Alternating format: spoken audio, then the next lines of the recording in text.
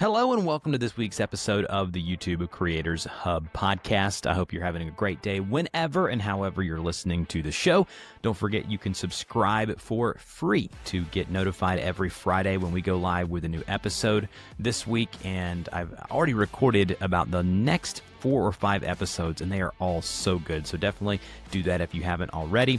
Also, I do offer one-on-one YouTube creator coaching. So if you're looking to grow your channel and your brand, take a look at that. We also have the new channel audit and channel review service. You can check that link out in the description. And then we have the ever-growing creator community group where I release exclusive podcast episodes every Friday. We also get to basically just hang out with other creators. $5 to $10 a month. That's it. And you also get access to our monthly mastermind calls, which we do every single month, where I host the call on Zoom. And if you can subscribe to our email newsletter called the Entrepreneur's Minute, just a behind the scenes look of what I'm doing in my day to day of making my business run, things that I'm learning, resources that I'm gathering, all of those things are there. So if that sounds interesting to you, definitely check that out. With that said, let's go ahead and jump into this week's conversation.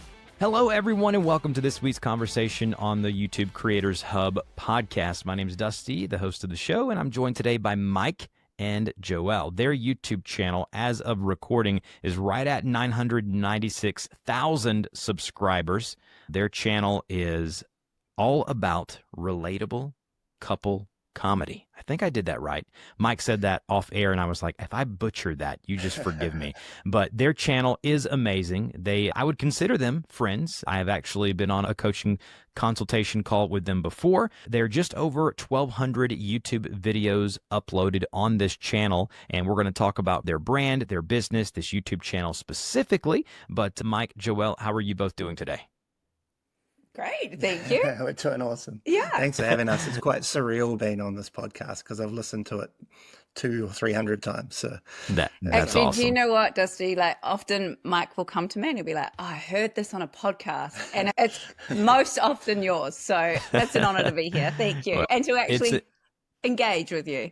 It's an honor for me too, because you guys have done something that very few people have. I've worked with a lot of comedy creators, and it's very hard to break through in the space, and you guys have done that. And I think that as we record this episode, the audience will hear that you guys, both of you, are very relatable. You're very authentic. You don't take yourself too serious. You haven't let the numbers go to your head. Joelle may say, Mike, that's not true for him, but we'll go there another day. But just to keep it humble. Just to keep it so we don't stumble over each other, I will direct specific questions, and I'll say, hey, Mike, we'll start with you, and then Joelle, you go after that, just so we don't talk over each other. Joelle, all right, so Dusty, just to note, Joelle will find that hard, so you might have to start with her. Okay. So she can talk. And then Absolutely. That's awesome. We're going to have a lot of fun today. All right, so I want to know, tell me the starting point of the channel. Like, what was the origin story of, hey, we're going to start this channel, and it's going to be about comedy, and we're going to have fun, and we're going to do it together. Joelle, we'll do ladies first for this one. We'll start with you. To be honest, it didn't actually start with YouTube, right? We can share this answer. Yeah. We started with other social platforms, and finally moved towards YouTube. I can't remember. Do you know why we never experimented with YouTube before?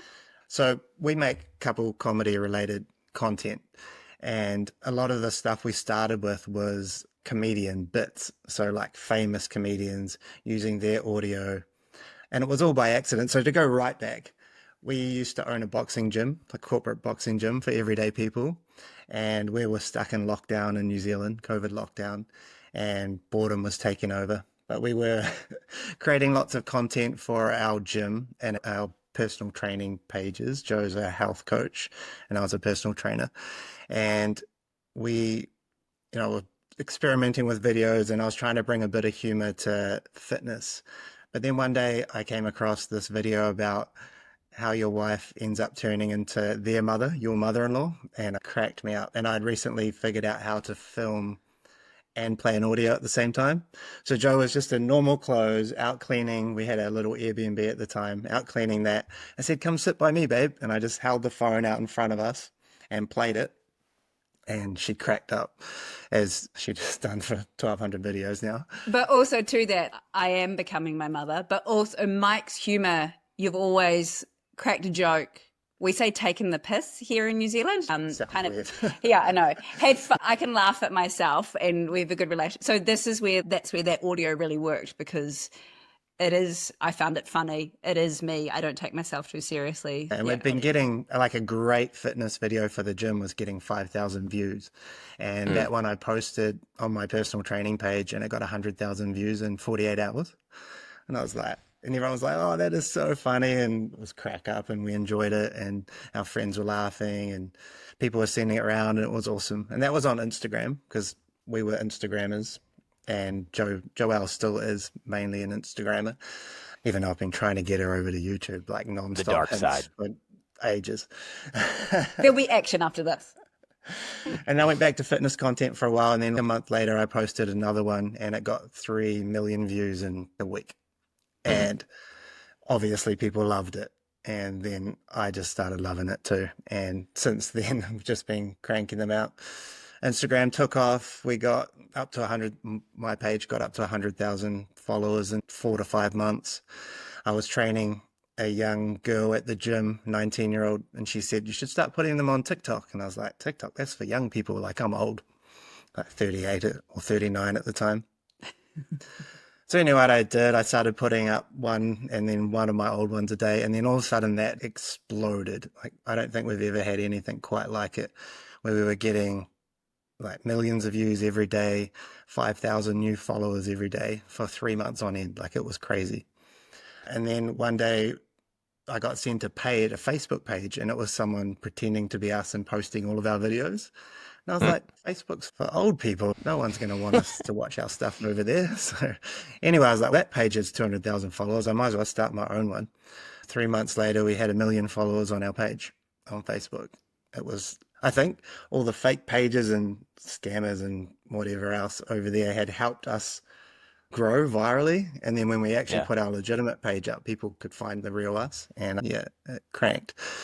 And then to the main platform, all of our favorite platform, YouTube, I tried a little bit, but I was quite scared of copyright, which is what I was leaning to earlier in this chat about using famous people's audios and everything like that, and worried about copyright strikes. And I'd heard YouTube was so strict, and it's obviously where money is made. And when we're in New Zealand here, you can't make money off views on Instagram or TikTok. Turns out you can on Facebook. Back to YouTube. So they brought out the shorts policy. So therefore, if you post copyrighted content in shorts, YouTube gets a third, we get a third, and the comedians get a third. So that was great. That meant I could post whatever I want without worry of getting copyrighted. So yeah, I dabbled. We didn't get anywhere. So I gave up and just kept on the platforms that were cranking. And then I got invited to New Zealand YouTube conference and got inspired, started posting our daily new video and 2 of our old ones. And then finally 2 hit, and then it exploded, just like the other platforms. And we raced to 500,000 subscribers in under a year. It was so just quickly, just a question about what you just said. So you cannot monetize views from Instagram or TikTok in New Zealand? No, we're not in the monetization. Yeah. Okay. So all of the monetization, and we'll talk about this in a minute, but all the way that you're making money from those platforms, that's just growing your brand, and then obviously sponsorships and other avenues. But as far as the partner program, I've looked at all of your socials before this interview. You guys would be, I don't have to tell you, you would be making really good money from those programs. That's unfortunate, but I do think that you guys are doing just fine. I will ask you now, I do want to ask you, Joelle, we'll start with you. What is the format of one of your videos? So Mike mentioned it about him telling a joke and you reacting. Paint us a picture for those listening now, exactly what one of the videos looks like on your channel. Sure.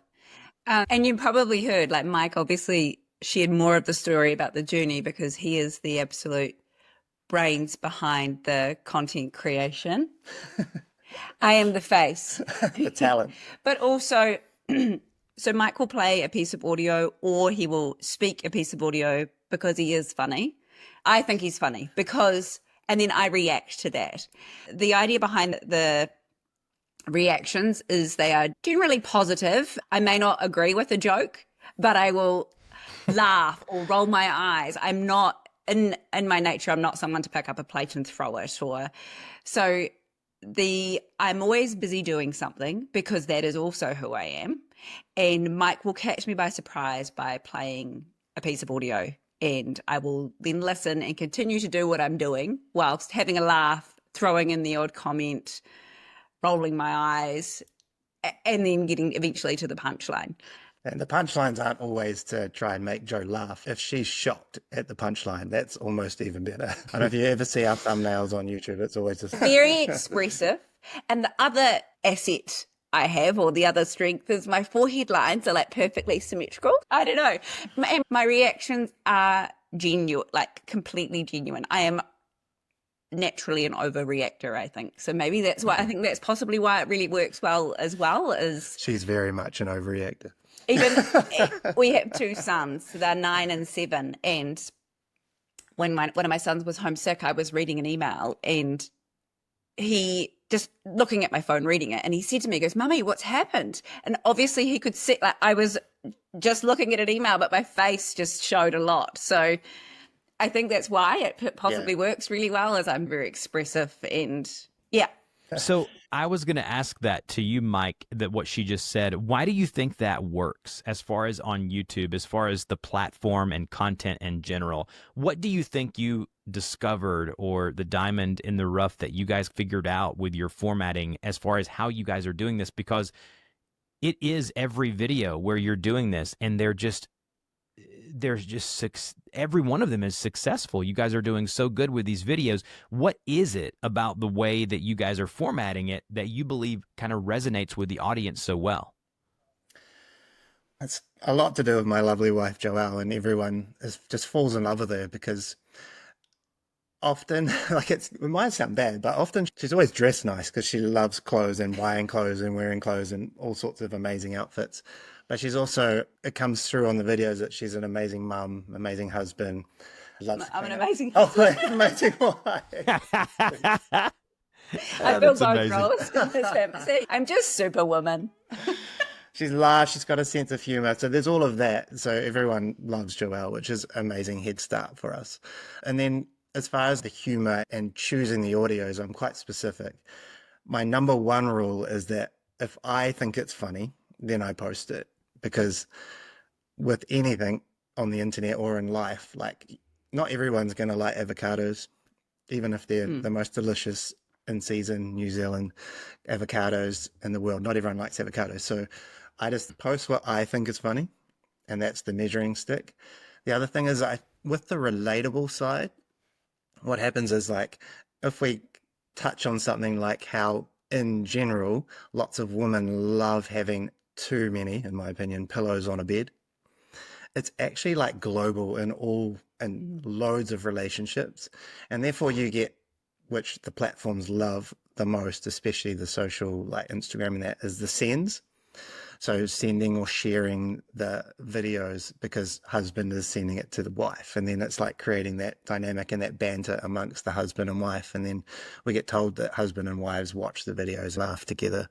For them to get that moment, when I watch a video that is maybe similar content to ours, and I'm like, oh my gosh, that is you. And then I'll send it to Mike. I'm like, oh, that is generally for us, it's golf content. Yeah. And I've done that.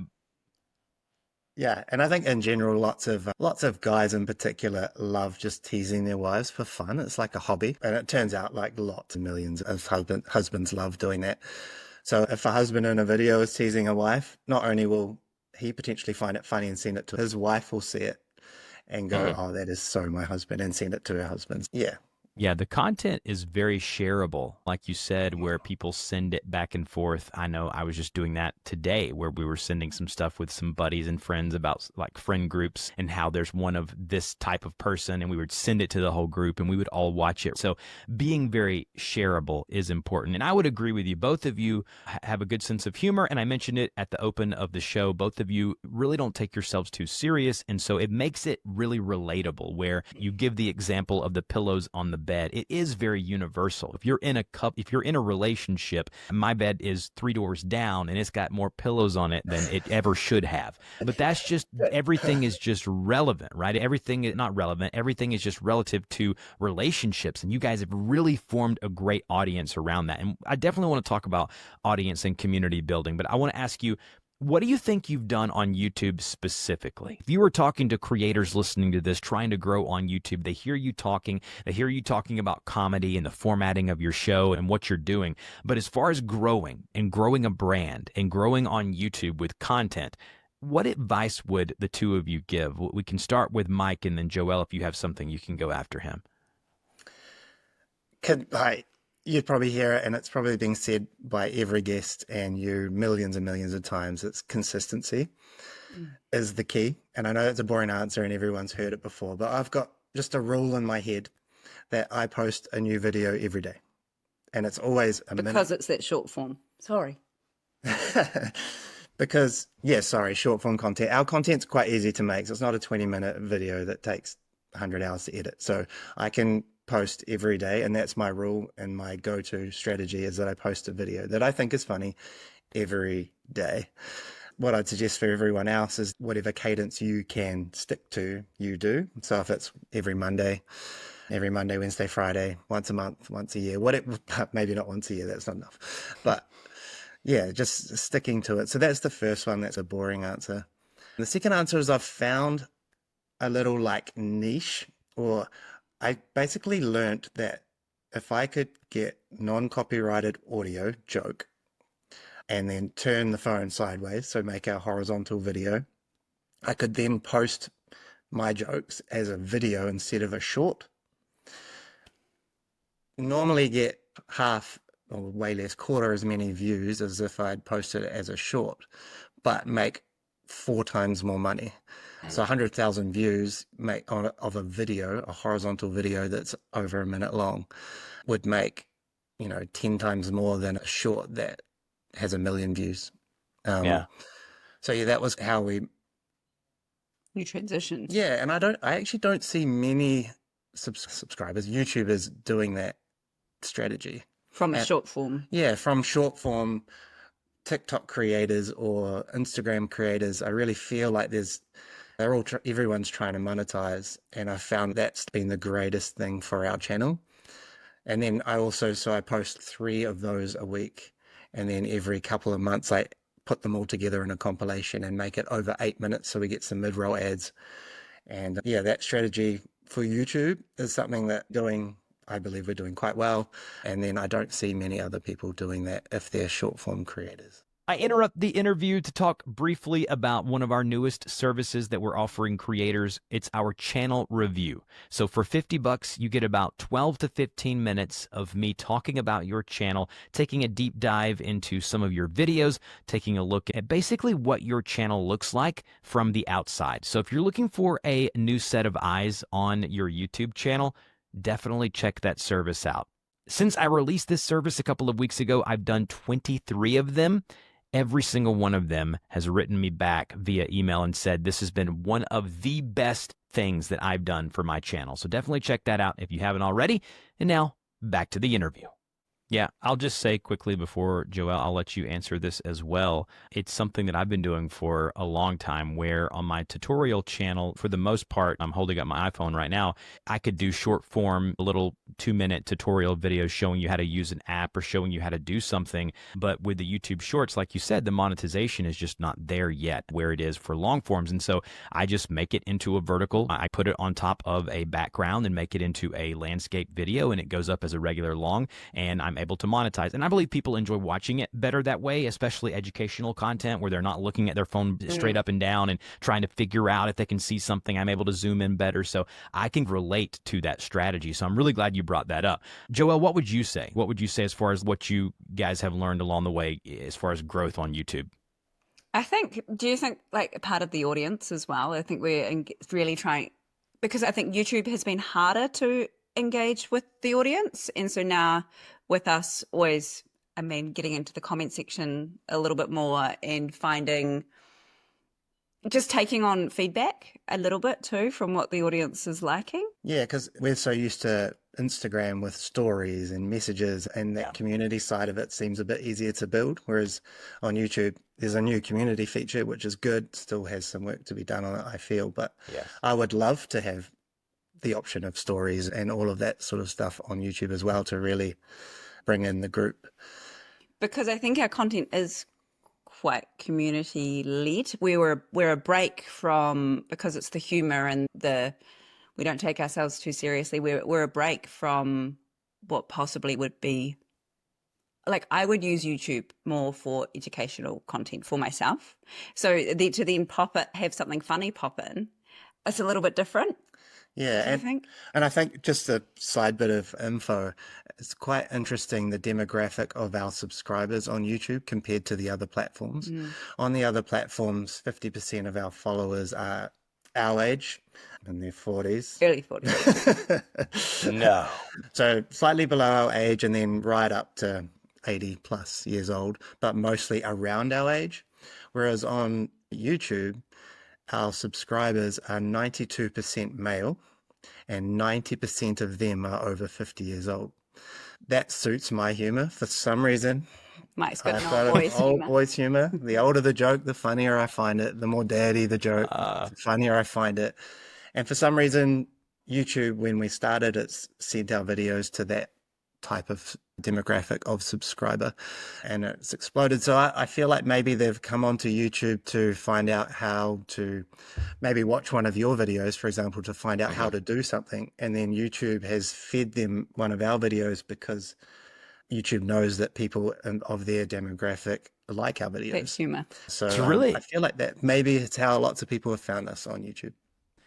it's really interesting to hear about the demographics being that skewed on YouTube. I think there's probably a couple of reasons for that, but just in general, for you guys, you'll make more money from that audience because advertisers are willing to pay. I've said this 100 times. They're willing to pay for the older people way more because these people have money. Yeah. People that are 40, 50-year-old men, they're close to retirement. They have savings. The advertisers know I don't want to advertise to a 19-year-old broke college student. I want to advertise to a guy who's actually making some money or has made some money. So for you guys, that's actually beneficial. And so let's transition into monetization then for a minute.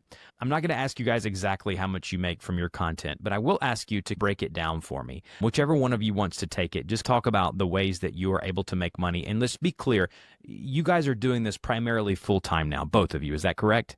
Yeah. Yeah. Okay. And whichever one of you wants to take this, just break down the different monetization buckets and how you're making money from this. So as far as YouTube goes, we're 100% AdSense. The reason why we are 100% AdSense is because I find doing sponsored content really tough. Changing my videos to suit a sponsor or throw a sponsor in front of my audience, I don't really love. And I've learned that through Instagram because where most of the sponsored stuff comes from. And I know I'll probably get a telling off from you about this, but the videos are quite easy to make and I can make the exact video I want and they make quite good money without a sponsor.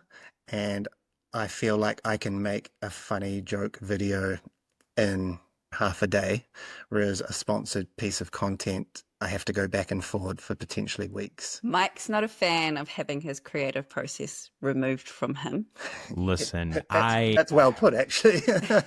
Yes, I'm resonating with that currently in the season that I'm in right now. I went from almost a decade of this podcast being sponsored by the same sponsor, and then that kind of went away. And I have a bunch of people, a bunch of companies approaching me. They're emailing me. They're sending me DMs on places, and they're giving me kind of the requirements. And I realized how good back when Phil ran TubeBuddy and they were really bootstrapping and mom and pop kind of thing. He gave me, I could do anything. I could say what I wanted. I could do what I wanted. I could have whoever I wanted on the show. A lot of these companies now are saying, I want you to have this guest on in Q1 and this guest. I'm just not about that. And I think that if I can create enough business and revenue with stuff that I'm doing and stuff that I can curate myself, I think I'd much rather have that. Now, Does that mean that I'm never going to have a sponsor on the show? No, I probably will at some point. But right now, I'm just very pleased with where I am. So I do get that part of it is good. And I think that you're selling yourself short a little bit. You're saying that these videos are rather easy to make. Yes, they're easy to make. I've watched a lot of them. They're hilarious. You guys do such a great job with them.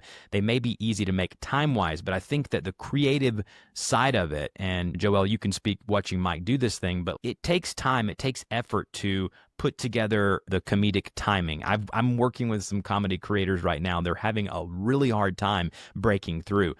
You really have to be funny. You really have to have a good personality. And I think that it resonates well. So I didn't mean to break in there, but I do want to say I do feel you there. So what other buckets do you have making money? Facebook monetization at the moment. I know it's going to go through a change soon, so I don't know how that's going to go. Maybe it's already happened in the States, but right now most of the money comes from ads on Reels and Insights. What's the other one called? In-stream ads on Facebook. And they're doing really well. So 40% of our income comes from AdSense on YouTube. 40% of our income comes from Facebook ads, I guess you'd call them. 10% of our income comes from influencer deals on Instagram, which is mainly Joelle.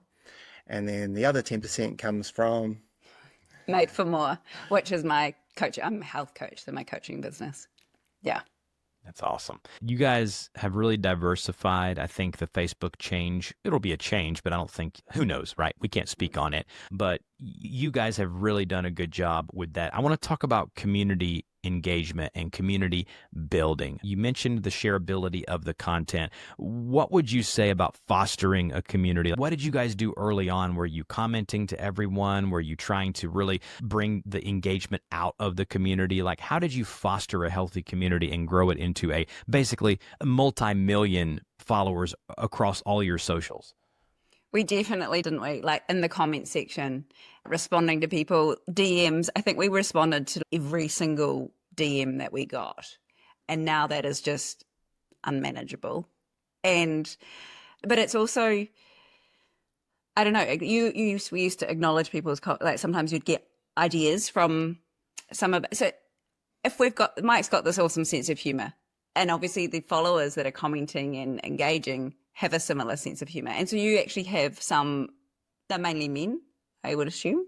This is just me assuming. We have men and women. Like across the other platforms, there's a male, female 50-50, but it would be mainly men that might send them, like type out a full joke with an idea, like, oh, you've got to do this to Joelle.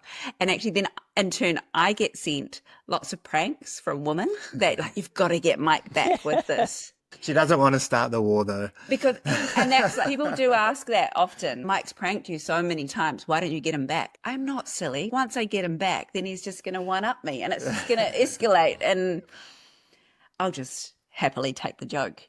So I think that's been huge. We still do engage in the comment section. We still do reply to DMs, but we just simply can't manage it as much. And so far we've kept it to ourselves. We don't want to outsource someone else. Yeah, I don't know. There's an interesting, yes, we want our engagement to go up and we want our followers to be replied to, but if it's not by us, it feels a bit weird. So trying to make a call on that at the moment.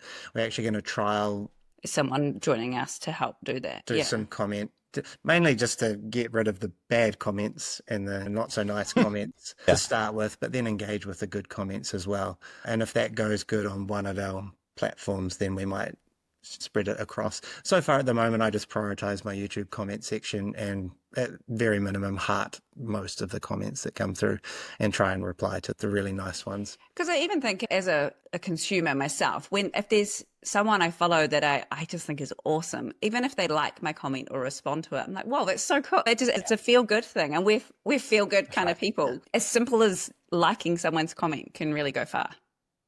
I have to ask you. Go ahead. You go ahead. Go ahead. I'm sorry. I just have one point on it, and it's something that I've spoken to other creators about, and it's, do I spend an hour of each day in the comments replying to my audience to help with my engagement, or do I use that hour to create another piece of content and put that out? So it's like, what do you prioritize? So at the moment, I do a little bit of commenting and responding, but yeah, I prioritize my time and creation because I believe an extra video a day or a week instead of that will yeah, I don't know. It's a real tipping point I each guess way, but possibly where we're at in our platform too, that is probably more important. yeah, I know. I do have to ask you, you both mentioned, Joelle said that you're very positive people in general. In a world and a society and an internet that is full of just negativity, if you turn on the news, if you watch any YouTube, people are ready to cancel everyone they can. Do you believe that I believe this, and I want to ask you your feelings on this.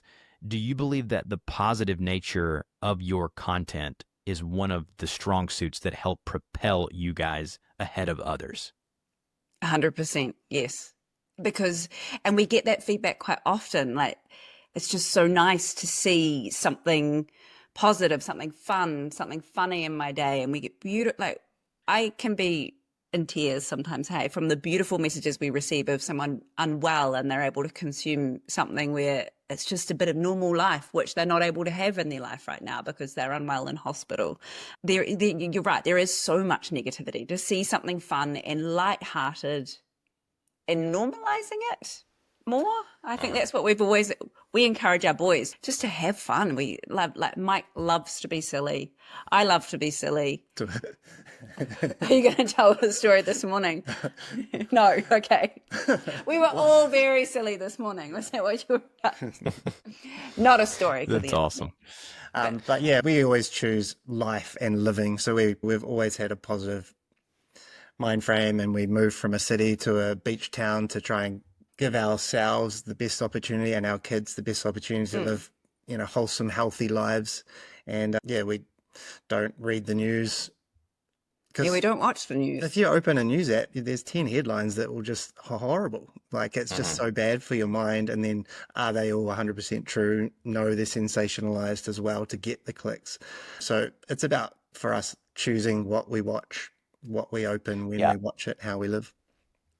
I think a lot of it too is the negativity gets the views quicker oftentimes, because if you're being critical or you're being rude or you're trying to cancel someone, that kind of shock factor really brings in the views and the clicks. And unfortunately, that's just the way it is right now. I want to ask you, Mike, specifically, how do you ideate? How do you come up with ideas? And do you ever worry that you're going to get to a day and not have an idea? Or do you just have a running list of these jokes? And is that a fear of yours? Talk about that for a minute. I do wonder if there's any jokes left in the world sometimes when I'm like trying to find them. Can I just interrupt? No, he was really grumpy the other day because he just, like, when he is always looking for jokes, he's on a lot of the time. And he was so grumpy the other day because he just hadn't had any inspiration or hadn't, like, I can tell as mood shifts. I mean, it was absolutely fine to be around, but he just wasn't his usual joking stuff. And he's like, I just haven't struck that point, and he's back again. Sometimes I can look for a joke for 2 hours, and it's my role right then is to find like some jokes, and for 2 hours I just come up empty, and it can be quite frustrating. And then I'll sit down on the loo or something and then just be scrolling. I'm like, bang, 3 jokes or 3 ideas that are just amazing in 3 minutes. And it's, whoa, that's awesome. The other ways I do come across jokes is because I watch them all the time. The algorithms of every platform send me jokes, and I follow all the couples that do what we do and try and take inspiration from them.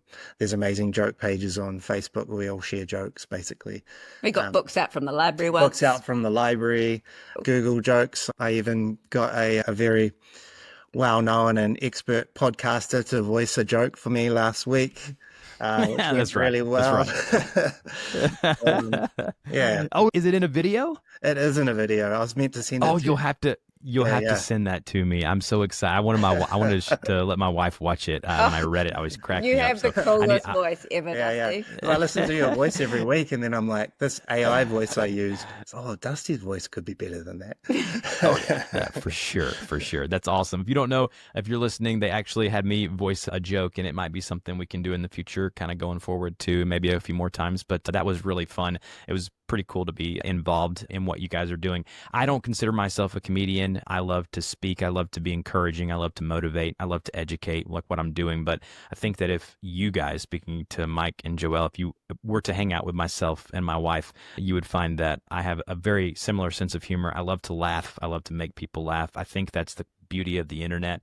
But I want to ask you guys just a closing question. For those listening to this, the mantra of this show, and you guys know listening to it for so long, is to help people who are either trying to start, grow, or monetize on YouTube. I'm going to allow both of you to have the floor. What would you say to these people? And we'll start with Joelle, and then Mike will close out with you. My biggest thing with anything in life is just to really have a crack, go all in, even if it is like a bit of a side hustle, still have that faith in yourself that you can do it. I'm a bit more woo than what Mikey is, hence me being like, just have a crack, have a go at it. What is there? You're not going to know what you can achieve if you don't really go all in. Yeah. You can do the like actual practical advice. But that is practical. You've got to really have a go to know if you're going to get anywhere. Like us moving here to the beach, we moved from a big city to small town. At that stage, we weren't full-time content creators. We owned a gym and Mike traveled and we had a crack, and for us it's paid off. Which is exactly what I was going to say in a slightly different way, where Joe was actually just talking about it last night, where I always started, even as a gym owner, I started little projects all of the time. And often they would work pretty good the first time, and then I'd be bored and move on, which is perfect for video creation the way I do it, because I can make a video and then move on to the next one, move on to the next one. It just suits my... Yeah. But the point is, to answer your question, is I tried so many things for 20 years. And basically, because I kept looking back now and seeing where we are now, it's because I kept trying things, and finally something just popped. Out of the 100 things, random things that I tried, business or online or whatever, because I kept trying different things, I stumbled across this way to play funny jokes to Joe and her laughing, which sounds crazy. I've been around for that 20 years of him trying many things.